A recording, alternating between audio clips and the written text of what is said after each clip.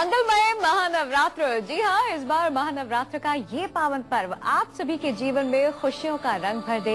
9 दिन 9 देवियों की कृपा आप पर ऐसी बने कि कोई भी दुख आपको छू ना सके। माँ दुर्गा का आशीर्वाद आप पर बरसता रहे, इसी कामना के साथ न्यूज 24 आपके लिए लेकर आए हैं नवरात्र पर ये खास कार्यक्रम मंगलमय महानवरात्र। मैं हूँ सुरति जिंदल और मेरे साथ है पंडित विद्यासागर जी। पंडित जी, बहुत बहुत स्वागत है आपका। जय मां। महानवरात्र के पावन दिनों में हम हर रोज 9 देवियों के 9 रूपों की महिमा आप तक पहुंचा रहे हैं। जैसा कि आप जानते हैं कि आज पूरे देश भर में मां के चंद्रघंटा रूप की आराधना की जा रही है, इसलिए आज हम सबसे पहले बात करेंगे मां के दिव्य रूप मां चंद्रघंटा की। इसके बाद पंडित से जानेंगे कल होने वाली मां कूष्मांडा के रूप की साथ महिमा जानेंगे और साथ ही साथ जानेंगे पूजा का विधि विधान। आइए देखते हैं आज और क्या क्या है आप सबके लिए खास। तो वही पूरे आधे घंटे आप बने रहिए न्यूज 24 के साथ, क्योंकि पंडित जी आपको बताएंगे इस नवरात्र में माँ दुर्गा की कृपा पाने के ढेरों उपाय। लेकिन पंडित जी से सबसे पहले जानते हैं आज नवरात्र के तीसरे दिन माँ चंद्रघंटा को प्रसन्न करने के लिए विशेष रूप से क्या किया जाता है। पंडित जी, आज का दिन बेहद खास है, चंद्रघंटा माँ का दिन है, कैसे उन्हें प्रसन्न करें। देवी माँ का हर रूप अपने आप में एक खासियत रखता है। आज चंद्रघंटा का दिन है, माँ की कैसे हम आराधना करें, कैसे उन्हें प्रसन्न करें। जी, साधकों को आज भगवती चंद्रघंटा की आराधना करनी चाहिए। अब समय तो समाप्त हो गया, लेकिन रात्रि के समय जिन्होंने दिन भर कोई आराधना नहीं की, बहुत संक्षेप में आराधना करके माँ भगवती चंद्रघंटा की उनकी कृपा प्राप्त कर सकते हैं। सर्वप्रथम तो आज दर्पण और सिंदूर अर्पण करें, दर्पण, आईना और सिंदूर भगवती को। उसके बाद भगवती के महामंत्रों का जाप करें, नवारण मंत्र का जाप करें और माँ भगवती चंद्रघंटा के मंत्र का जाप करें। मंत्र इस प्रकार से है, ओम चम चम चम चम चंद्रघंटायै नमः। इस मंत्र का जाप करें और भगवती को प्रणाम करें, अपने माता का पिता का सम्मान करें, हवन कर ले थोड़ा सा इसी मंत्र के द्वारा। भगवती चंद्रघंटा की कृपा निश्चित रूप से प्राप्त हो जाएगी। दिन भर कुछ नहीं कर सके हैं, कोई घबराने की बात नहीं है, माँ बड़ी भोली है, कृपा करेगी। तो वही पूरे नवरात्र 9 दिनों तक हम देवी के 9 रूपों की महिमा आप तक पहुंचाएंगे और इसी सिलसिले में आज हम बात करने जा रहे हैं नवरात्र के चौथे दिन यानी कि कल की जाने वाली नौ दुर्गा के चौथी शक्ति माँ कूष्मांडा की आराधना के बारे में। तो आइए पंडित से जानते हैं कि 9 देवियों में एक माँ कूष्मांडा की महिमा क्या है, कैसे और क्यों पड़ा आदि शक्ति का नाम माँ कूष्मांडा। पंडित सबसे पहले तो ये बताइए कि कल माँ कूष्मांडा को ही क्यों पूजा जाता है, उनका ये नाम कैसे पड़ा। जी, जिस चतुर्थ नवरात्र में तो उसकी अधिष्ठात्री देवी ही भगवती कूष्मांडा है, इसलिए उनका अर्चन होता है। और विशेष रूप से जब सृष्टि में कुछ भी नहीं था, चारों तरफ अंधकार था, एकमात्र भगवती कूष्मांडा थी और अपने स्मित हास्य मात्र से ब्रह्मांड की उत्पत्ति की, इसीलिए इनका नाम कूष्मांडा पड़ा। सूर्य के समान तेजस्वी हैं भगवती कूष्मांडा, अष्टभुजाधारी हैं भगवती कूष्मांडा। इनके 6 हाथों में विशेष अस्त्र शस्त्र विभूषित हैं। एक हाथ में सुरा से भरा हुआ अमृतमय कलश है और एक हाथ वरद मुद्रा में, या यूं कहिए कि माला के रूप में उठा हुआ है भक्तों को भयदान देने के लिए। वो माला भी जो भगवती का है हाथ में, वो एक एक मन के उसमें ब्रह्मांडों का संकेत करते हैं कि मैं अपने संकल्प मात्र से अनंतानंत ब्रह्मांडों का सृजन कर सकती हूँ, उनका पालन कर सकती हूँ। भक्त को चाहिए कि भगवती के ऐसे इस दिव्य स्वरूप पर शेर पर सवार है जो अष्टभुजाओं से युक्त है, अपने अनाहत चक्र में जो हृदय देश में है उस पर माँ भगवती का ध्यान करे। ये अनाहत चक्र किस प्रकार से है, इसमें 10 पंखुड़ियों से युक्त ये कमल है। इसमें का, खा, गा, घा, अंगा, चा, छा, जा, झा, इया, टा और ठा, ये 10 अक्षर उन 10 पंखुड़ियों में विद्यमान हैं। भक्त जब उनका ध्यान करता है तो जीवन में सारे शोक, सारे ताप, विशेष रूप से शारीरिक आधियां, व्याधियां, ये सब कुछ समाप्त हो जाती हैं। हम अपने शरीर को सबसे पहले स्वस्थ रखें तो भगवती कूष्मांडा की आराधना परम आवश्यक है। बिल्कुल स्वस्थ रहें और पूरी आराधना के साथ यदि हम देवी का पूजन करते हैं, उन्हें प्रसन्न करने की कोशिश करते हैं, तो यकीन मानिए जिस तरह से हमारी स्वयं माता हमसे प्रसन्न हो जाती हैं, इसी तरह से ठीक देवी माँ को भी पूरी आस्था के साथ यदि आप प्रसन्न करेंगे तो वो जरूर होंगी। वही मंगलमयी नवरात्र में हर दिन बेहद खास होता है। आज हम पंडित जी से जानेंगे धन, विद्या और संतान सुख पाने का महामंत्र और साथ ही खास उपाय।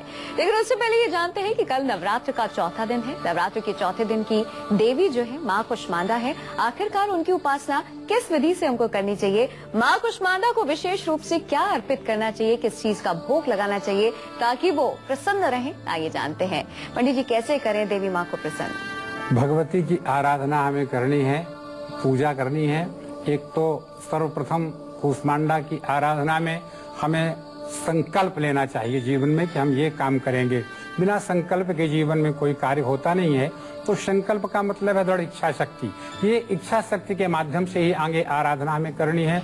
जैसा कि आप सभी को पता है, उत्तर या पूर्व दिशा, ईशान कोण, ये तीनों दिशाएं भगवान के पूजा अर्चना के लिए विशेष महत्वपूर्ण रखती हैं। वहाँ पर भगवती का आसन बिछाएं, चौकी के ऊपर लाल वस्त्र बिछाएं और भगवती की स्थापना करें। उसमें कलश की स्थापना करें, भगवती की अखंड ज्योति प्रज्वलित करें। भगवती की गणपति महाराज का स्तवन तो सर्वप्रथम हर पूजा में जरूरी है, सुख हो दुख हो किसी भी प्रकार का। इसके बाद पूर्ण चित्त को समाहित करके सामग्रियां एकत्रित करके भगवती कुष्मांडा के शिव विग्रह का अर्चन करें, पूजन करें। अखंड ज्योति, रक्षा ज्योति सब प्रज्वलित करके षोडशोपचार विधान से। षोडश उपचार का तात्पर्य होता है जीवन में 16 कला से संपूर्ण हो जो भगवती, उसका 16 उपचार के द्वारा पूजन किया जाता है। आवाहन, स्थापन इत्यादि इत्यादि। भगवती पारंबा कुष्मांडा को लाल वस्त्र में अत्यंत प्रिय है, लाल फूल के द्वारा अर्चन करें। और आज जो चौथी नवरात्रि में भगवती को विशेष अर्पणीय वस्तु है उनमें है काजल, नेत्रांजन जिसको कहते हैं, सुरमा भी हो सकता है, काजल हो सकता है। और उसके साथ ही भगवती के लिए मधुपर्क हमें देना चाहिए। मधुपर्क में 3 चीजें होती हैं, दही होता है, घी होता है और शहद होता है। शक्कर भी उसमें डाल सकते हैं तो कोई बुराई नहीं है। तो इस प्रकार से ये मधुपर्क और निरांजन, नेत्र में लगाने वाला अंजन इत्यादि अर्पित करें हम भगवती का। धूप करें, दीप करें, पंचामृत से स्नान करवा करके सुंदर वस्त्रों से सुसज्जित करें माँ पारंबा को और उसके बाद भोग लगाएं। कद्दू का भोग भगवती को अत्यंत प्रिय है। कद्दू कहते हैं, कुमड़ा भी कहते हैं, कहीं सफेद पेठा कहते हैं, इत्यादि इत्यादि अपने अपने लोग रीति के आधार पर उनका नाम है। सिद्ध कुंजिका स्त्रोत का पाठ करें, दुर्गा चालीसा, दुर्गा सप्तशती का पाठ करें। नवार्ण मंत्र ओम ऐं ह्रीं क्लीं चामुंडाय विच्चे, इस दिव्य मंत्र का जाप करें तो भगवती कुष्मांडा का अत्यंत हमारे से प्यार होगा, हमारा उनके चरणों में प्यार होगा। इस प्रकार से भगवती का आराधन हमें करना चाहिए। तो अभी पंडित जी ने मैं बताया माँ कुष्मांडा को प्रसन्न करने की पूजा विधि, लेकिन आइए हम उनसे जानते हैं कि माँ कुष्मांडा का ध्यान मंत्र क्या है जिसके जाप से मिलती है माँ कुष्मांडा की दिव्य कृपा। पंडित जी, जैसे कि अभी आपने नवार्ण मंत्र का जिक्र किया, अभी आपने हमें एक मंत्र बताया, लेकिन वो कौन सा खास मंत्र है जिसका ध्यान करके, जिसका जाप करके हम देवी माँ को याद कर सकते हैं? प्रथम तो हम भगवती का ध्यान करते हैं। जैसे पूजन विधि में मैंने उनका जो हिंदी में सारांश बताया, उसका संस्कृत में ध्यान विद्वानों ने बड़ा सुंदर ढंग से लिखा है शास्त्रों में। सुरा संपूर्ण कलशम रुधिराप्लुतमेव चा दधाना हस्त पद्माभ्याम कुष्मांडा शुभदस्तु में। जिसके हाथ में सुरा अमृत में कलश है, भगवती कहती है मैं भरण पूर्ण का तुम्हारी जिम्मेदारी में लेती हूँ, मेरा नाम लो। और एक व्यक्ति का, 2 व्यक्ति का, अनंतानंद ब्रह्मांडों का जो माला है वो ब्रह्मांडों की माला है, उन सबका भरण मैं करती हूँ। ऐसे भगवती का भाव विह्वल होकर के भक्त ध्यान करे और उसके बाद ध्यान करके उनके मंत्रों का जाप करेगा। तो अगर आप सच्चे मन से माँ कुष्मांडा का ध्यान करते हैं और उनके सिद्ध मंत्रों का जाप करते हैं तो यकीन मानिए आपकी तमाम मनोकामनाएं जो हैं वो पूर्ण हो जाएंगी। आइए पंडित से जानते हैं कि जो लोग धन व्यापार में तरक्की जाते हैं, जो लोग धन व्यापार से जुड़े हुए हैं, उनके लिए क्या है खास मंत्र और इस मंत्र को करने का क्या है विधान? पंडित जी, तमाम दर्शक यही जानना चाहेंगे कि कैसे धन की वृद्धि हो, कैसे उनका व्यापार बढ़े, कैसे बढ़ोतरी हो, आगे बढ़े। तो इसके लिए किस मंत्र का जाप करना है और किस तरीके से करना है, क्या आज विधि है? चतुर्थ नवरात्र में भगवती कूष्मांडा की कृपा प्राप्त करने के लिए जिनके कारोबार व्यापार में मंदी आ गई है, बंद है, धन की प्राप्ति ढंग से नहीं हो रही, पैसा रुका हुआ है, उनको चाहिए कि भगवती पाराम्बा की आराधना करें। और मैं मंत्र बता रहा हूँ, इस मंत्र का जाप करें। ओम क्रीम ह्रीम कूष्मांडायै नमः। इस मंत्र का जाप करें, अधिक से अधिक करें, कम से कम अगर समय हो, ज्यादा नहीं है समय, 108 बार इस मंत्र का जाप करें। और सफेद कद्दू या कुम्हड़ा इत्यादि जो भी है उसके द्वारा भगवती को हवन करें पाराम्बा का, उसको भोग लगाएं, उसकी कृपा होगी पाराम्बा की, आपका रुका हुआ कार्य खुल जाएगा, रुका हुआ पैसा आपका आ जाएगा, कहीं पर जो भी फंसा हुआ पड़ा है, आपके जो व्यापार कर रहे हैं उसमें जितना श्रम करते हैं उसका 100% लाभ आपको प्राप्त होने लग जाएगा माता कूष्मांडा की कृपा। तो यदि आप भी चाहते हैं कि आपको हो धन लाभ और चाहते हैं कि आपका व्यापार बढ़े, तो ये खास मंत्र पंडित जी ने आपको बताया है, इसे पूरे विधि विधान के साथ, पूरी आस्था के साथ जपिएगा, यकीन मानिए सब कुछ अच्छा होगा। और खासकर नवरात्र की हम बात कर रहे हैं, तो नवरात्र में माँ पारम्बा हर भक्त की झोली भरती है। आइए पंडित से जानते हैं नवरात्र में वो कौन सा खास मंत्र है जिसका जाप करने से संतान सुख की प्राप्ति होती है। पंडित जी कहते हैं कि जीवन में सबसे बड़ा सुख जो होता है वो संतान सुख होता है, एक माँ के लिए, एक पिता के लिए। जो हमारे ऐसे दंपति हैं, दर्शक हैं जो संतान सुख की प्राप्ति चाहते हैं, उनके लिए कुछ खास बताइए। भगवती का पाराम्बा का आराधन करें जैसे बताया गया, और रुद्राक्ष की माला हो या शंख की माला हो, उसके द्वारा भगवती का संतान प्राप्ति के लिए संकल्प लेकर के माता का ध्यान करते हुए इस मंत्र का जाप करें। ओम क्रीम क्लीम कूष्मांडायै पुत्रम देहि मे स्वाहा। इस मंत्र का जप करके और हवन करें भक्ति, शहद का भोग लगाएं, निश्चित रूप से भगवती की कृपा होगी। परस्पर पति पत्नी दोनों ही अगर इस आराधना को करें साथ में मिलकर के, तो श्रद्धा फल भगवती की कृपा से प्राप्त होगा और 1 वर्ष के अंदर गोद में लाल आएगा भगवती की कृपा से। भाई गोद में लाल आएगा जैसे कि पंडित जी ने आपसे कहा, तो वो बड़ा भी होगा और बड़े होने के बाद पढ़ाई में उसका मन लगे, ये भी आपकी चाहत होगी, यानी कि विद्या और बुद्धि बढ़े। तो ऐसे में हम आपको बता दें कि विद्या और बुद्धि का वरदान देती है माँ भगवती। नवरात्र में एकाग्र मन से माँ की आराधना करने से विद्या बुद्धि का आशीष प्राप्त होता है। परीक्षा हो, प्रतियोगिता हो, उसमें सफलता मिलती है। पंडित जी से जानते हैं वो खास मंत्र जिसे करने से पढ़ाई में बच्चों का मन लगने लगेगा। पंडित जी खास करके बच्चों के लिए बताइए। जी, जो व्यक्ति, जो बालक मंद बुद्धि हैं, पढ़ने में जिनका मन नहीं लगता है, और जो पढ़ते हैं याददाश्त उनकी कमजोर है, याद नहीं रख पाते हैं, बड़ी जल्दी भूल जाते हैं, ऐसे विद्यार्थियों को, ऐसे बच्चों को माँ भगवती का ध्यान करते हुए, और विशेष रूप से उनको शंख की माला विशेष उपयोगी है। शंख की माला हो या रक्त चंदन की माला का भी प्रयोग कर सकते हैं। इस माला के द्वारा भगवती के मंत्र का जाप करें। ओम क्रीम ऐं कूष्मांडायै नमः। इस मंत्र का जाप करें। भगवती को पंचमेवा का भोग लगाएं। चमेली के पुष्प को घी में भिगो करके हवन करें। निश्चित रूप से उसकी बुद्धि कुशाग्र होगी। भगवती पाराम्बा तो बुद्धि की अधिष्ठात्री देवी ही हैं और सर्वस्व देती हैं, और निश्चित रूप से विद्या का अम्मार सरस्वती उनकी जिह्वा पर नृत्य करने लगेगी बालकों में। पंडित जी, कल का दिन बेहद खास है, माँ कूष्मांडा का दिन है। आपने हमें विधि तो बताई कैसे उनकी आराधना करें, कैसे उन्हें प्रसन्न करें, तमाम खास बातें आपने बताई।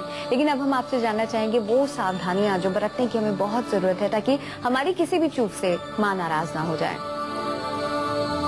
सबसे पहले मैं दर्शकों को बता दूं कि जीवन में आज की जो देवी हैं भगवती चंद्रघंटा दर्पण, जीवन में अहंकार से अगर हम मुक्त हो जाएं, अहंकार भगवती को अर्पित कर दें, अपने माता पिता का अपमान ना करें। हम लाख भगवती की पूजा करते रहें, अपने माता का, पिता का, बहन का और अपनी पत्नी का भी अगर हम अपमान करते हैं तो निश्चित रूप से भगवती पाराम्बा कभी भी प्रसन्न नहीं होती। इसको निश्चित हर साधक को चाहिए कि अपने हृदय में बांध ले, गांठ बांध ले। और शक्ति के जो उपासक हैं उनके लिए तो शास्त्रों में ये वर्णन किया गया, कभी भी किसी नारी का अपमान ना करें। वो नारी कभी कुछ बोल भी जाए तो भगवती माता का रूप समझ करके, उसको देवी का रूप समझ करके प्रणाम करने, माँ तेरी इच्छा, बहुत अच्छी बात है। तो इस प्रकार से अगर हम जीवन में अपना लें। एक बात और, भगवती का जो आराधन करता है उसको गन्ना नहीं तोड़ना चाहिए। गन्ना चूसना नहीं चाहिए, रसपान कर सकता है, लेकिन गन्ना तोड़े नहीं और गन्ना को मुंह में लगा करके चूसे नहीं। ये 2 सावधानियां उसके लिए बहुत जरूरी हैं। नारी जाति का अपमान बिल्कुल कतई नहीं करे, इसमें अन्यथा नहीं है। और अगर नारी का अपमान करेगा तो हमारे शास्त्रों में लिखा है, यत्र नार्यस्तु पूज्यन्ते रमन्ते तत्र देवता। जहाँ पर नारी का अर्चन होता है, सारी नारियां भगवती का स्वरूप है। वो चाहे पुत्री के रूप में हो, चाहे पत्नी के रूप में हो, चाहे बहन के रूप में हो, माँ के रूप में हो, सब भगवती का स्वरूप है।